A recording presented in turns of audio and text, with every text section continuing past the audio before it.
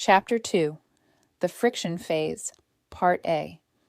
There is a concept in psychology called expectation violation, the discomfort that fires when reality doesn't match what we'd anticipated. It doesn't require anything dramatic. No argument, no confrontation, no obvious cause. It operates below the threshold of events, the social equivalent of a picture that is almost straight. Nothing you could point to as a problem, but impossible to stop noticing. This is the friction phase, and almost every relationship that eventually becomes important passes through it, not because the people involved are difficult, because they are different from what was expected. Those are two very different things, though during the friction phase they feel identical. She's a bit much. She's a bit performative. Nothing had happened. That was precisely the problem.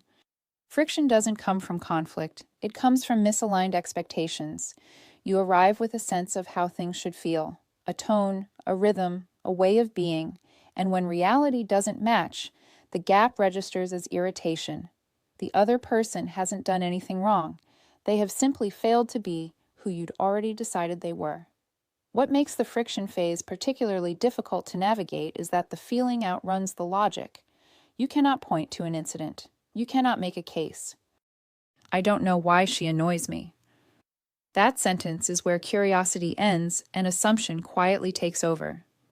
For Daniel and Marcus, the friction was positional, a competition that neither of them had declared.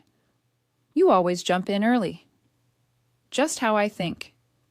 It's not how I think. A small exchange, but underneath it, the question of who sets the pace, who controls the register of a conversation, whose instincts get to be the default. Neither man was wrong.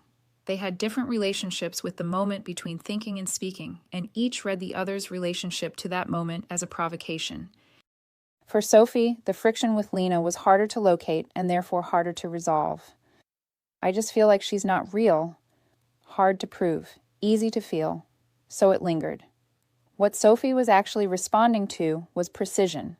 Lena was precise in a way that left no room for interpretation, and Sophie, who had spent years softening her own precision to make rooms more comfortable, found that quality both impressive and faintly accusatory. Friction isn't personality. It's expectation failure. The irritation isn't about who they are. It's about who you expected them to be. Wrong about people. Chapter 2, Part B, is available now on Amazon. Link is in the description. You've already misjudged someone today. You didn't even notice. Wrong about people reveals why your first impressions fail, and how the people who once irritated you most become the ones you trust completely. 8 chapters. One powerful idea. A smarter way to see the people around you. Wrong About People by R.L. Oban. Available now on Amazon.